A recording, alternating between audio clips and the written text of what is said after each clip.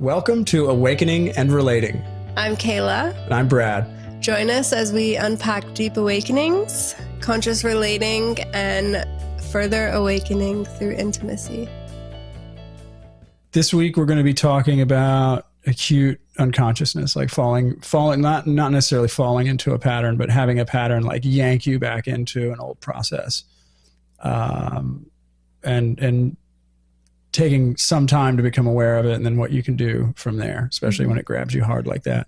Based on something that happened to us recently. Yeah, I think we always try to share based on, where we're at in our journey, because I can't share based on experiences I haven't had. So yeah, something that came up last week, and yeah, we'll address that through today's video. Additionally, I wanted to just say apologies real quick. We weren't on last week. We try to do this every Friday. We had a little hurricane come through Florida, and we probably could have squeezed it in, but it was busy, a lot of cleanup, a lot of things going on. So we're back. We're happy to be back.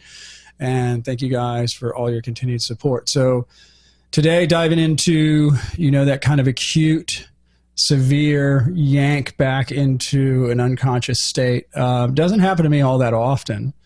Yeah, last week we had a bit of an episode. Brad had a bit of an episode where it's very severe. Like I felt yanked back into the full-blown ego structure, like prior to awakening, where it felt like I needed to protect, defend, secure, and you were great. It was a difficult situation. I think kind of the beauty of working at maintaining a highly conscious relationship is we don't start firing arrows back at each other, right? When we see someone struggling.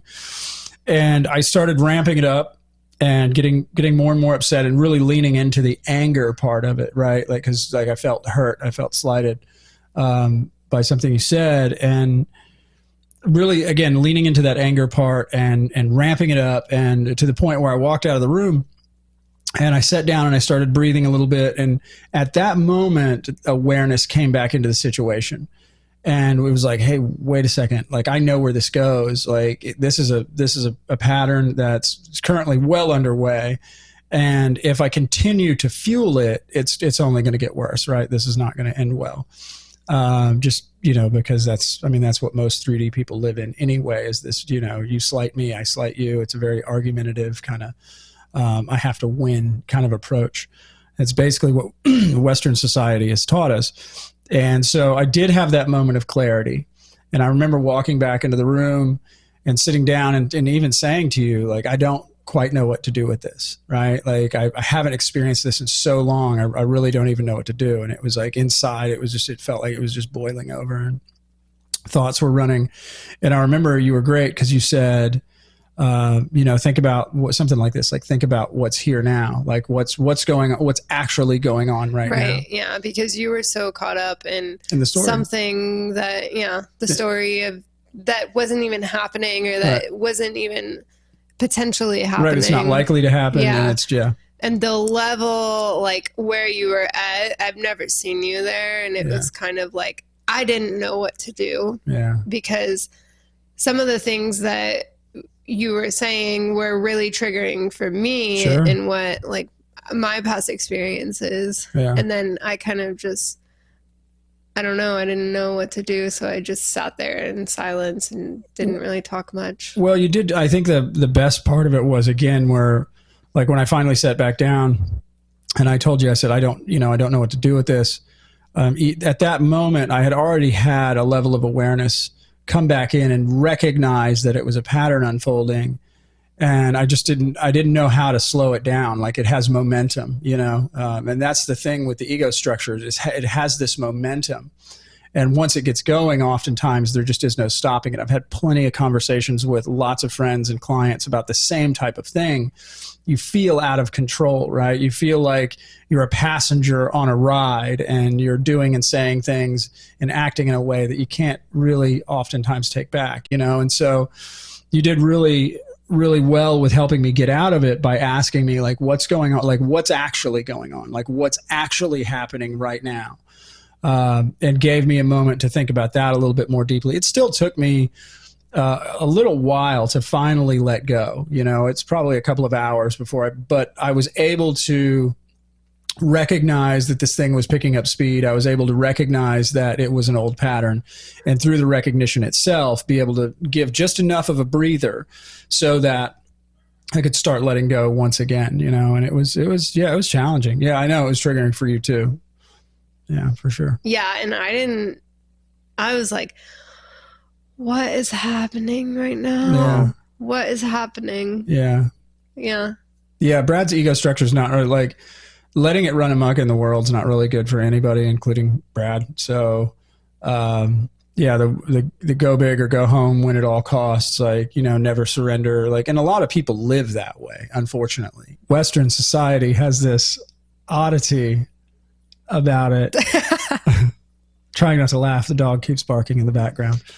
But this odd thing where surrender, allowing, letting go, being present, like, it's not part of the vernacular of the ego structure. Like the collective kind of consciousness of the Western world is, you know, go big, win at all costs, you know, never surrender, never back down, never take no for an answer, and certainly, you know, never leave yourself exposed. And I think that's what it mostly is. Yeah. Is exposure.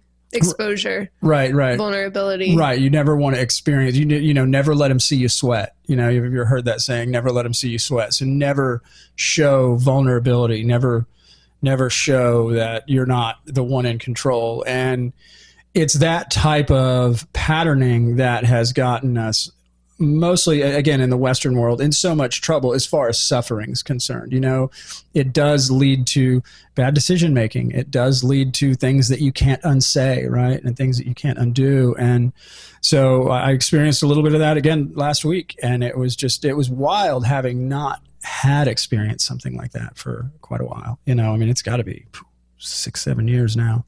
Something interesting too that happened with me is that in that experience, like, really knowing, like, I wasn't lost in it, though, in any way that you were, but there was a little piece of me that was like, oh, if this is happening right now, then, like, your relationship is pretty much over. It's doomed. Like, yeah. If this is happening with nothing even happening, like, what if there's something that is actually here happening one day, then the relationship is basically over. And it was kind of like, it almost worried me a little bit, because it was like, well, I thought we were more secure than we really were. Yeah. Does it worry you now?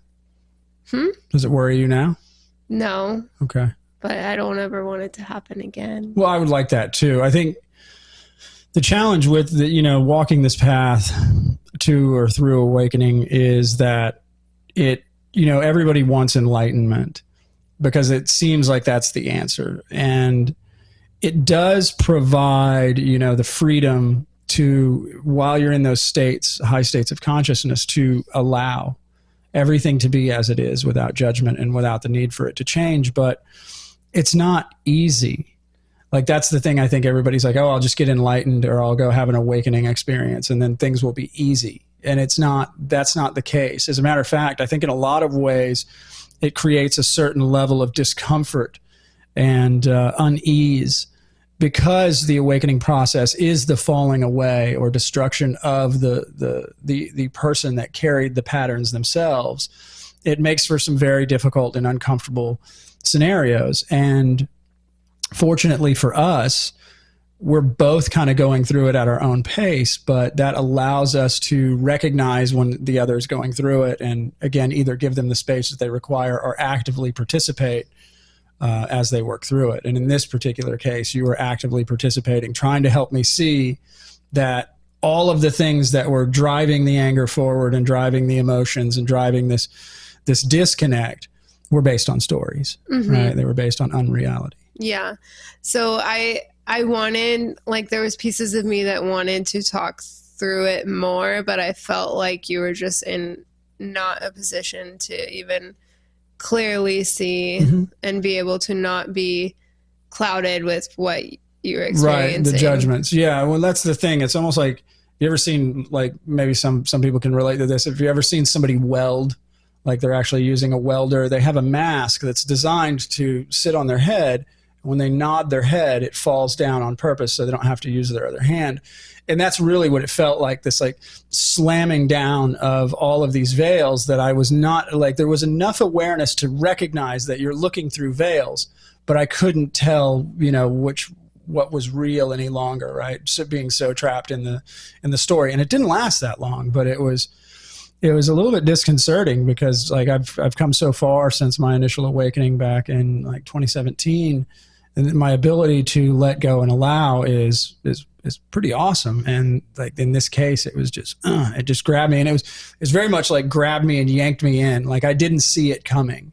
You know, oftentimes we see these things coming, and the more aware you become, sometimes the easier it is to see them coming. But this was one that just totally snuck up on me, and it was just like, get in here. Yeah, I mean, that's what we're doing here anyways. Yeah. So it's helping those pieces of us come out. I mean, I'm sure I have something in there that will come out. There's probably something in there, sure. That will be similar to the equivalent of that experience. Yeah, it'll just be, it's acute, right? It's severe, it's intense. The onset is rapid. And that's the thing, is it's not, again, like a lot of these scenarios I can now see coming as you, right?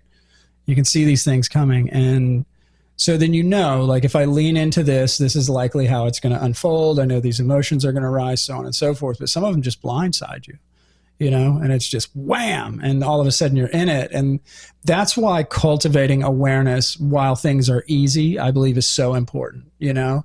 Like, again, I point out Eckhart Tolle a lot here, but he's like, when you're washing your hands, I think this is a great example of being present, like feeling the water on your hands, recognizing the sound it makes, you know, feeling your feet on the ground, the temperature of the water, like being hyper present during this very mundane process. Because when these big ones come and hit you out of left field, that's when you can start to recognize. Again, it took me a couple of minutes, 2 or 3 minutes at least, if not more, before there was any sense of awareness that came into the picture.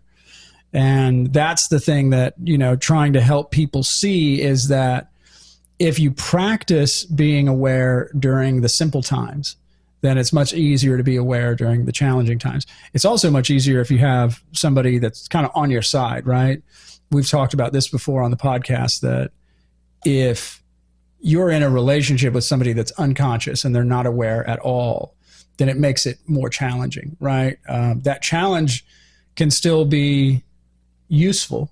You know, it can be very useful because it can help you uncover where you still have work oftentimes. But yeah, but it's like you start in relationship, you start to really see the spaces and have that understanding for, okay, I can fight you right now.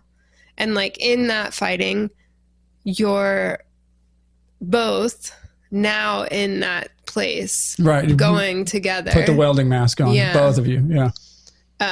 Versus just like my thing, I always like just doing nothing and in silence. And because in that, it's like I'm allowing you to express whatever you need to express without me reacting.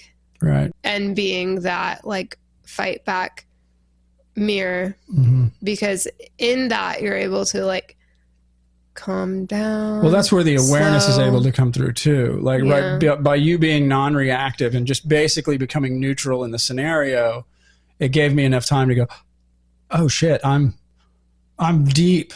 You know, I'm in a whole storyland right now that's unfolding, and it's stirring up all these emotions and even other patterns, or, you know, it brings it all to the table. Right. And you're really back into the game, you know, or in my case, really back into the game at that point. So, and it gets challenging too, because of course, like, I love you so much. I love you back. And I know in those moments that you're going through whatever you're going through, but there is still pieces of me that sure. want to reject you. Mm-hmm. And like that night I was like, in my head, I was like, I just wanted to go home, mm-hmm. but I didn't say it. Because like a lot of the times I feel like in situations that I experience, I'm really working on loving through the pieces that I want to reject mm-hmm. the most. Cause I think that's like one of the biggest areas of my work is I always want to run mm-hmm. or push. Yeah. And can I in this experience, can I deepen into the relationship together, the connection, the love through that? Right. And allowing, like, while it was somewhat uncomfortable, like for you, right, but to recognize that also the situation I was in was bringing stuff up in you, right, triggering patterns in you, and then facing those patterns and saying, no, I'm not going to give in to them.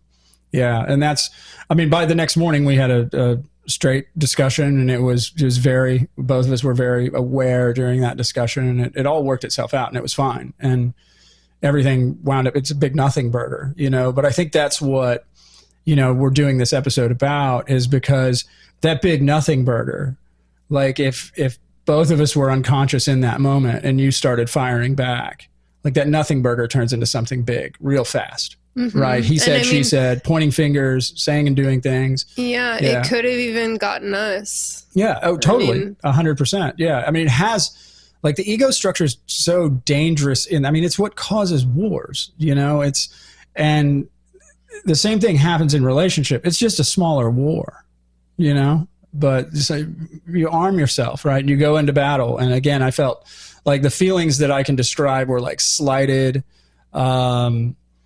was no longer worthy. I was slighted. I was lied to. I'm wasting my time, you know, all these emotions coming up, and it's just creating this angry monster that just wants to lash out.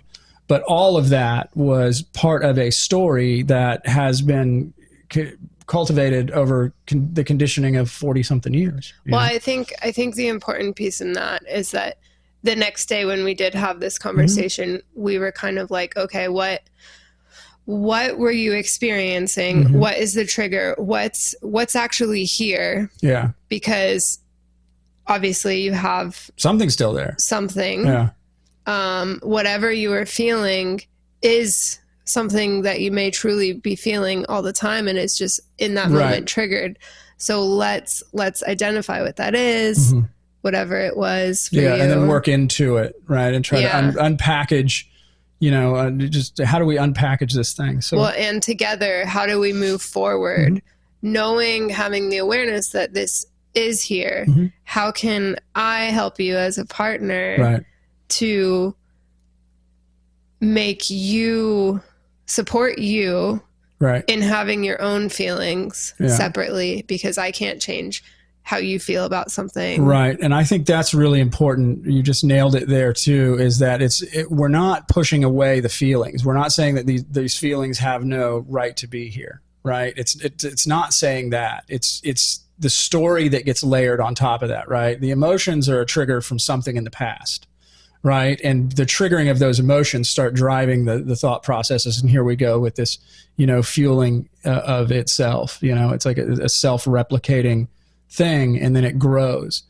And you're absolutely right. Like, so how can we recognize the emotion that occurred, work through that, you know, and how can together we do this for each other as well? But in this case, it was, you know, my instance where I got lost in a particular emotion, and that emotion started driving the story, and then the story took over. And then it's just momentum, right? You're hauling ass downhill and the brakes ain't working, you know? And so that's the best thing you can do in that instance, is just stop. Right. And I was able to do that. It took several minutes, but I was able to just hold my foot on the brake and do nothing extra. Right. Don't say anything extra. Don't add anything to it. Don't act in a certain way. I remember even starting to take deep breaths, and I was doing it like in a kind of an asshole way, you know, like, you know, like, this better work, you know, because it was still all this angry monster. But even after a minute or so of that, it was like, oh, okay, this does work. Yeah, just breathe in and out and allow this stuff. It's okay to have these thoughts. It's okay to have these emotions, but you don't have to lean into the story, you know. And that's when we got back together, and I was like, look, I'm still struggling to figure out how to handle this. I haven't had one that was so aggressive and so long. Yeah.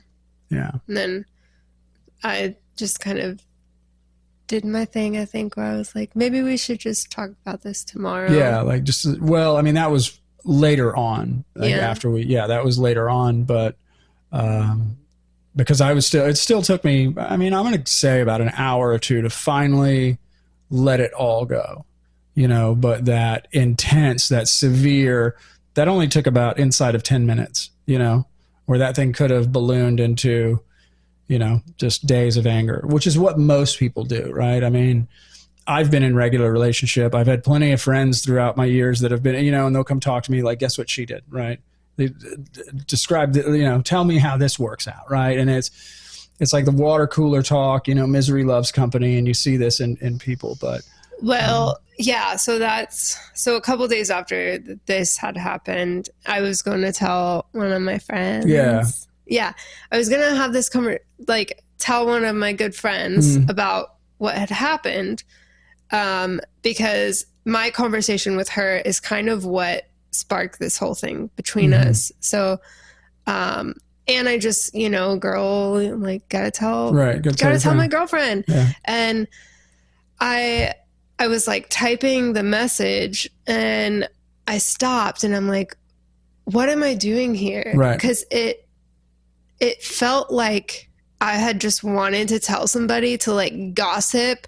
And when I was typing it, I was like, this doesn't put you in a good picture. Like, it looks like I'm like saying, oh my God, Brad did this and that, and this is what happened. And I had just kind of stopped, didn't even do it, because I wanted to make it come from like an empowering perspective. Like, thank you for sharing your story with me. This had shown up in my relationship, and this is what happened. And you were kind of like a catalyst. This is what I told her afterwards. We did have a conversation. Yeah, where I was able to explain, and I was like, thank you, because you were a catalyst for helping identify places for you to work on or have these deeper release and letting go. Yeah. It's like, and that's the thing, like the work that you're avoiding is where, you know, where all the answers lie. And so that's part of the challenge of being in a conscious relationship, is we kind of, in a way, are looking to poke the other person a little bit, because that's where, you know, but then assist in that in such a way that it's not overbearing, you know, that it doesn't. And in this particular instance, it was just like I was totally caught by surprise, like boom, like all these old patterns just here now, like they weren't ramping up, they were here now. And it was like, whoa, I'm in this whirlwind. But there was the ability to become aware in the process. And yeah, absolutely. I think in your case, like, you know, typing that text is part of, you know, the patterning of what you do. Like I said, like, you know, with my friends back in the day when I was in relationship and was completely unconscious, it would be like, I'd explain to them my side of the story, right? And they would always take my side, right? They're my friends, right? And then she would go off and do the same thing. And then so now you've got people backing you up. Again, this is how wars start, right? Now I got people on my side, you got people on your side. There's a clash. And so I think both of us did an amazing job. And I really do appreciate you being able to, you know, become neutral in that space and allow, and also, you know, with the suggestions, right? And in such a gentle way of like, hey, are you sure? Are you sure? Or is what's going on right now just us sitting here, right? Right? Are you sure that that's really happening? You know, and that's the kind of stuff that's useful to growth. But most of us just don't know how to do it. You know, and I think this always goes back to cultivating awareness. So, right, absolutely. Yeah. And however you choose to cultivate awareness. I have a friend right now that I've been doing some breath work lately, and I have a friend that was asking me for some assistance, and, you know, pushed him in the direction of some breath work. And he called me today and was like, yeah, this is really helping. And that's the thing. I may have said this on the last episode too, but you sent me something recently, and I don't know who the author is, but I'm going to say it anyway, because it's so well said and it's so beautiful, that awakening happens on accident and practices make you accident prone. And it's just, it's so well said. And that's really what it is. So whether you're doing yoga, meditation, breath work, contemplation, pleasure practices that, you know, that you do by using pleasure as the focal point, it doesn't matter how you're finding or leading yourself back into states of awareness. It doesn't matter how you're doing it. There's no right or wrong way to do that, but it is by finding those moments of clarity and becoming deeply aware of what is actually going on versus the story in the mind and the emotions and the pain body and all that stuff is key to the awakening process for sure. And you can help each other. Because it's like, especially with shame, in a lot of like the women that I work with, it's shame, sexual body shame, all of these things. And it's all like, there are certain pieces to everything that is in the body through the body, but a lot of it all is just the story and the identity, things that we're holding on to that we tell ourselves. Yeah, because you regurgitate your story constantly, right? And you mentioned earlier the mirror. And society, the world at large, will mirror back to you whatever vibe you give to it, you know? So if you're giving it hateful, angry, mean, piss and vinegar vibes, like that's what you're going to get back from everywhere. Like the gas station attendant to the, you know, the person at the grocery store to your boss. But if you're expressing, you know, with an open heart and love and you're accepting and allowing, then the universe just hands you what you need. But sometimes it's difficult to get there because we do have to work with the story to recognize that it's just a story. Yeah. I think that's it. Yeah. Good one. High five. Yeah, Thanks for joining us on Awakening and Relating. Please like, share, and subscribe. See you next week.